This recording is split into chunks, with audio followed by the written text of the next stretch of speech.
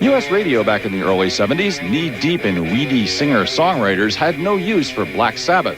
The band got over purely on word of mouth and accidental discovery, such as that experienced one day by a very young Kurt Cobain while opening a shipment of LPs from his father's record club. He didn't even open them up. He didn't even open up half the records that came, and they were just sitting there, you know, in the plastic still. And one day I opened them all up, and there was some great music, you know. Finally, I got to hear Black Sabbath, you know, the harder stuff that they wouldn't have played in Aberdeen or on the radio in Montesano or Aberdeen, you know.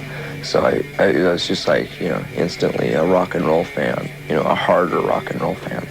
I was a big Van Halen fan. I didn't know anything about Black Sabbath at the time, you know, and all my friends that were digging on Van Halen, like, you need to check this out, man, War Pigs, and put it on, and it ripped. It was awesome. You know, you're kind of cooking along, listening to rock and stuff, you know, as a kid, taking in what you're hearing from whatever source, and then somebody says, hey, man, come check this out, and they put on Sabbath, and then... Sabbath's role in the genre of metal is that they were the originators. To me and to everybody that I know, they are the originators of heavy metal. Hey, that's pretty nice, huh? Well, no.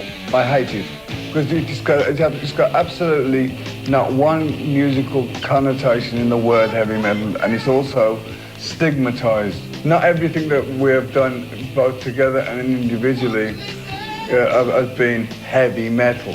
And there wasn't even any such term when we started. Anyway, it's hard rock.